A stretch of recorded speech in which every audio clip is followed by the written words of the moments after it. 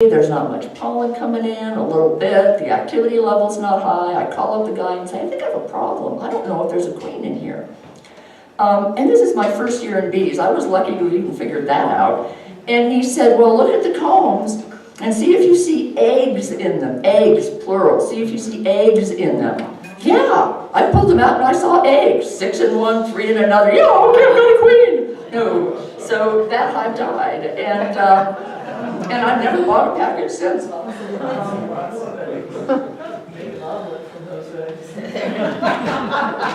Yeah, really, yeah, I could have, over easy, please.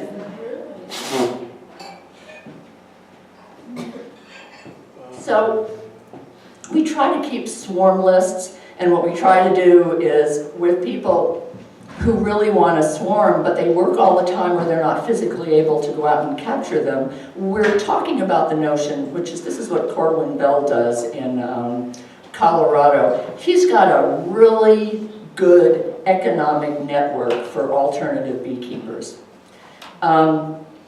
He has a swarm list. He has a woman who is paid to sit and take the calls. She's got the phone. She knows all the people out there who are wanting swarms or can gather swarms. She gets the call, and she's trained to know what to ask the people so she can figure out if it's actually bees or if it's wasps, you know, instead. I've got this big hive, it's under my eaves. Yeah, it's a bald-faced hornet nest, you know.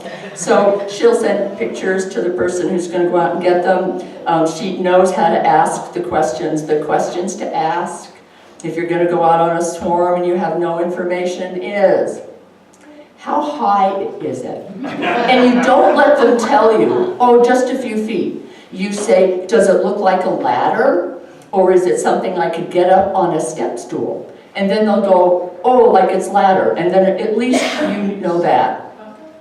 How big is the swarm? Is it the size of a grapefruit? Is it the size of a basketball? Is it the size of a shoe? So you got to get that information so you know what you're stepping out to. Where is it? What's it hanging from? I went out on a swarm call and the people said, well, actually it swarmed like a week ago and it's in our floor now. Well, that's not a swarm call anymore. That's a cutout, and that's a whole other world. And the equipment you would bring would be entirely different. So you've got this trained woman on the phone, right? And she's carrying all these calls, she's sending out these swarm calls. There's a group of people who are swarm gatherers for Corwin. Corwin will pay you $50 for every swarm that you bring in. People want a little bit of extra money, they go out, they gather these swarms, they bring them in a box, they leave them. Corwin sells them for about $80.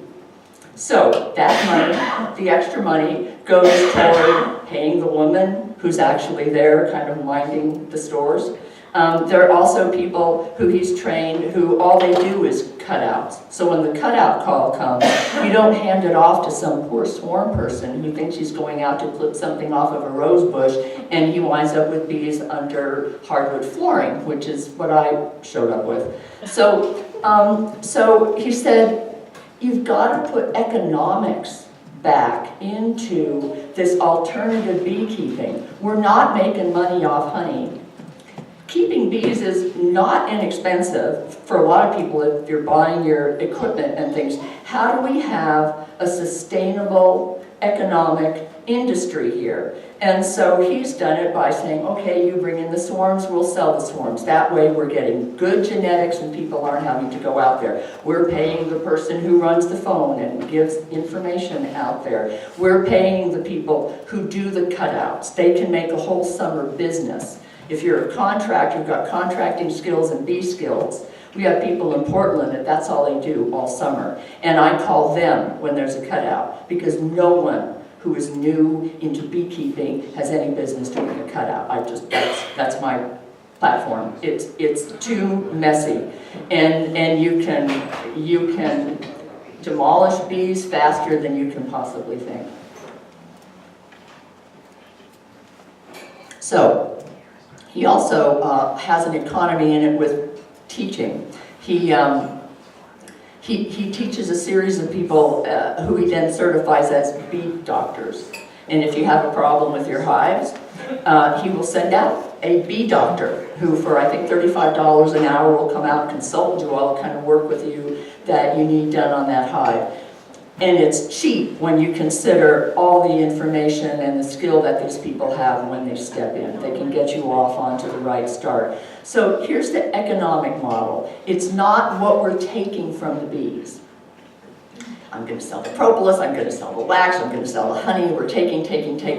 This is kind of more a service oriented, where you're out there educating people and you're helping out the bees. So it's a really beautiful system, and I would love to see more people start that. I'd like to see our neighborhood start that. So, you know, Jacqueline and I we're exploring all of that.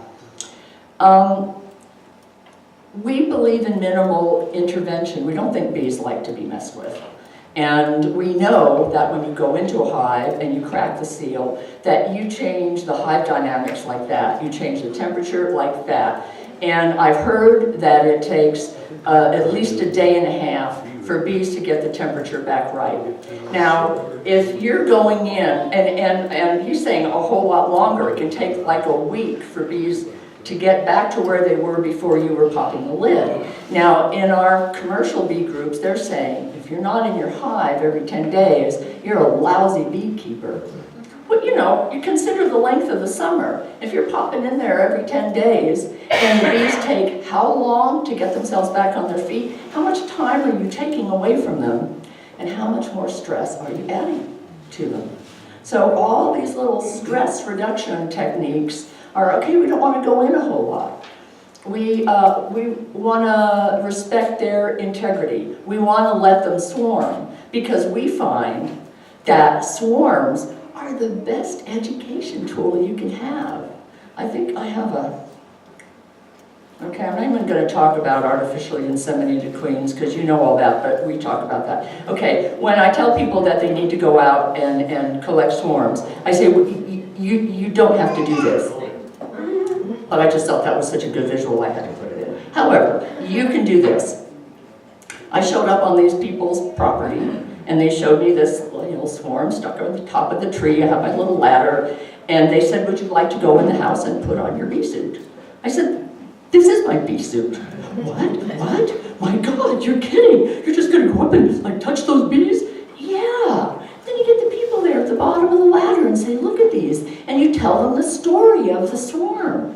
And they can see you humming and singing to the bees and spritzing them with some water. And they're going, oh my gosh. And then they're getting their cell phone out. And they're taking all these pictures. And they're videoing it. Because you make them realize that they've just had a miraculous experience. I mean, how many people have seen a swarm dangling in their lifetime? This is a big deal. This is nature in action. I mean, this is a miracle. And this is what we're going to do with these bees, and these are the hives that we believe in. And I can't tell you how many people I've taken swarms from who have said, where are your classes? Maybe we should keep bees. I said, yeah, maybe you should keep bees. So swarming is fabulous education, because the bees are usually pretty darn docile. You know, it's hard to foul up and, you know, get stung. I mean, if they've been hanging out for a bunch of days and they're wet and they're upset, well, you know, that's another story. But our Northwest bees are pretty namby-pamby compared to your bees. Okay, this is how I collect a swarm. Let's see. This is me in my swarm suit. And I'll just show this for the newcomers. There I am. Hello, that's my little bee suit. I had 2 hives I started with last spring, and I collected 10 swarms out of my yard from those 2 hives. Needless to say, one of my hives is extraordinarily swarmy. She swarmed 5 times. Her prime swarm daughter swarmed 3. So I had 10 swarms in my backyard. People say, well, you don't want swarms because your neighbors will be upset. A lot of these bees swarmed on the weekends. I have neighbors. I live in town. I live in an old mill house on a little plot. Nobody saw a single one of them. It's like, don't people look up? You know, I've got bees from the front to the back to both sides, and like nothing. I'm yelling, swarm, swarm, swarm. Not a neighbor even noticed them. These bees were in my neighbor's yard, and And I just knocked on his door and I said, I've got some bees in your backyard, can I go get them? Oh, I got bees in my backyard? Yeah, come on in here, look. And he was taking the films, and then he brought his kids out. And so, you can get people to actually just touch the swarms, and they're like, I touched bees. And then all of a sudden, they have a personal relationship. That's what Jacqueline means about relational beekeeping. How do you get people to see these as more than bugs in a box that make honey? That, when you've got a few hives and you can spend time with them, you see that their personalities are all different because their genetics are all different. There I am talking about how I'm going to get this. So this is how you catch a swarm. My little honey water, rah, rah, rah. We're going to spritz it on the bees. I've been sticking them up. Maybe I won't do that anymore, but they were just coming on this directly into my yard and into a box. So the main thing is just, clipping away all of the material. But this is a typical swarm outfit for me. And I'm not in a position to ever much have to use gear because we have namby-pamby bees. And one of the things that we say if you do low intervention, you're never going to be very fast in your hives because you're not in and out of them a whole lot. And, you can go into some yards where there's, commercial beekeepers and watch them go through a hive and nothing, and it's like, whoa, and they know exactly what they're looking at, and it moves quick. We don't think we'll ever be that way, and we're happy not to be that way, because we think that the world actually works in slow time. We think that we have sped up our own system so much. I used to live on a sailboat for a few years, and we would find that when people would come and visit us, it would take them 3 weeks before they could sit still. We're running up and down, getting a drink, we're swimming in the water, we're reading a book, what time is it, when we eat again, is our cocktail, 3 weeks before they would breathe. 3 weeks before they would breathe. I've noticed too, when I bring an animal into my yard and it's new, 3 weeks before it can almost even breathe. Then you start to see them settle. Well, the world works in that kind of time and that kind of slowness. You can't have insights or inspiration if you're moving on clock time, if you're moving on electronic time. And one of the gifts that we have as small beekeepers is we can take our time. We can take our time and learn things. There is so much unknown about bees. I mean, the superorganism, we can't even conceive of what that is. What is that? It's so other than our minds work that we believe that there are systems happening in that hive that we don't even have the right questions to ask to explore what those might be. There's a good example from the animal world. It was only recently discovered that seals use their whiskers in muddy water to determine the size of the fishes swimming by them. We never thought to ask that because that's not what you do with whiskers. Whiskers don't work out there. Well, it works that way for seals because if they're in muddy or turbulent water, if it's a tiny fish that goes by, they don't want to waste their time on it. If it's something the size of a great white shark, they don't want to mess with it. So there's a certain range of which stuff is moving in front of them, unseen, and their whiskers can tell them how to grab. Well, we didn't know that because why would we ever ask ourselves that? Well, there's something going on with this whole superorganism thing that we don't even know the questions to ask. And when you don't know the science, where the science drops off, that becomes mystery. And your impressions and your perceptions about mystery are just as valid as anybody's. We also teach, here I go, the big cut, because we said we don't know how this is in way. Okay, I really wanted to have a hand on it, so I didn't jiggle it. So I'm going to move her very gently to my yard, and that's how you collect a swarm.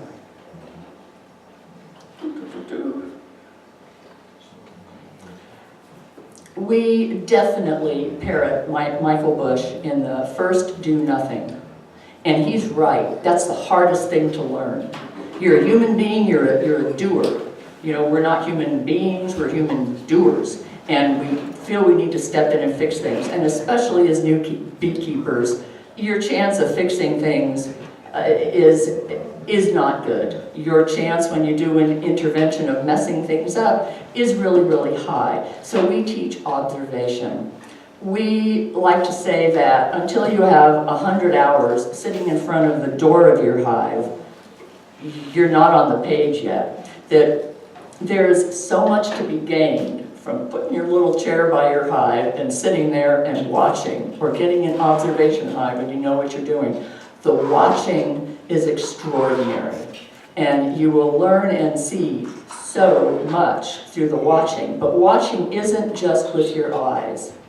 Watching is with your nose. Everything that comes out of a beehive should smell good. If that hive doesn't smell good, that's a real indication to you. You come up to the yard during the summer, there's that honey smell, you know the bees are producing, there's nothing that comes out of the hive that smells bad. So we use our noses. If your bees will let you get your nose next to them. We listen. That hum is amazing. I like the comment about what's the vibration that starts up when bees are about to swarm. I read Thomas Seeley's book last year, and I gauged those 10 swarms within the half a day by reading that book and saying, what are the signs? And when you really get the swarm going, you can be anywhere in your property and you'll hear it. It's this amazing sound. So we listen, we look, we sniff. One of the things that I do is I have carpet in the bottom of my bee apiary, and I go up there in my little lawn chair and I sit back and I read books and I drink my tea up there. And what I'm doing is I'm saturating myself with the smell and the sound. You start to hear that hum all the time. And if something is off, you'll hear it. Once you're habituated to what it normally sounds like. I had a situation where I came up into my bee yard, and normally it's and I'm hearing this nee. I go, God, what's wrong? And I'm looking and I'm looking and I'm looking, and then one of my bees comes up and stings me in the head. And I'm thinking, this is really odd. The sound is off. Something's way off. And what I found was behind one of the hives, a spider had spun her web, and she was catching bees.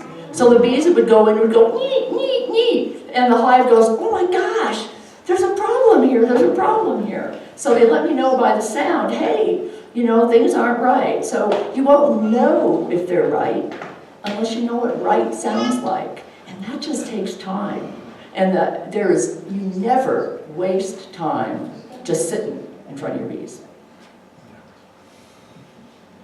Beekeepers' tasks. Do no harm. That's the hardest one for me. I'm always trying to interfere. Provide forage and water. And one of the big problems that you have when you move in bees is nobody tells you to bring the water source in first. Because pretty much the first place that they land and find water is where they're going to keep going back. And if that's your neighbor's yard, you're going to have a hard time coaxing them back. So we set up water sources for them. Jacqueline uses beautiful bird baths full of crystals and mosses, and they're amazing, and she has to fill them every single day. I'm lazy, and so I got a big giant stock watering Rubbermaid tank, and I filled it all up with water, and I've got little, channels of water so it keeps fresh. And every year I go out and I gather big handfuls of duckweed from wherever our local streams and bogs are, and put it on top, and you get this light green thing that looks like a golf course. And anybody can land on it and put their little noses down and drink right out of it. I'm a big champion. Big champion, duckweed. I've never seen anybody drown in any of my little watering sources. So we provide them with water so they'll stay a little closer to our yard. We protect them from chemicals and diseases. We try not to invade the brood nest. Especially as a new beekeeper, going into brood nests is intense. They're all happy and chummy, and then the closer you get to the brood nest, the crankier they get and the more scared you get when you don't know a whole lot. And when you hear that sound start to come up in your hive, back off. Back off and give them a break and give yourself a break. Move forward again, work slowly, and listen to the sounds and smell what comes out of that hive. And what we always want to let people know is, you're a part of that hive. You are part of the hive. And the bees will begin to work with you, and you will begin to work with the bees. But never think that wherever you are on your property or whatever you're doing, is not noted by those bees. And you're the one with the opposable thumbs. So there are certain things that we can do that bees would take a much longer time to do. And I think that's when the really healthy manipulations of good queen rearing and splits when you need them and all that, that's stuff that we can do to help our bees because they don't have thumbs. And they will work this out, but it'll be a much longer time. And I frankly don't know how much time any of us have. We also tell our students that bees are like sourdough starter. Okay? I love to bake with sourdough. I'm on all these sourdough websites. I grew my own wild starter. It took me ages. I pump out these breads. They're amazing. So if you go online to any of the artisanal bread sites, and you'll find all these threads on how do I make my bread more sour? How do I really amp up that tart sourdough flavor? You'll get hundreds of bits of information. Let your dough rise much longer. Put it in the refrigerator. Let it go 48 hours. No, feed your starter 3 times before you ever grow enough to put it in the bread. No, pull your starter right out of your refrigerator. Start using it in the bread. The point is, and what I figured out is, you're growing sourdough starter from wild yeasts that are in your area.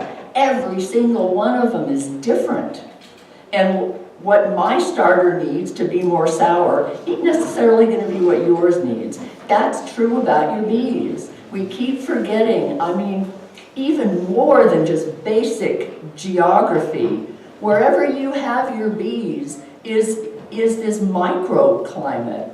So how the bees build their comb and what they do and what they forage will be completely different than they would 3 blocks down. And you as a keeper will influence your hive and its behaviors and how well it does too. So we really encourage people, boy, trust your instincts. And if you've got a problem, sit on it for a while before you do anything. And ask a lot of other people's advice. And then don't use any of it. Let it filter down. When you go to bed, say, I need my own answer to this. And that stuff will become synthesized. It will trickle down. And if you give it enough time, the right answer will come to you for your hives. So yes.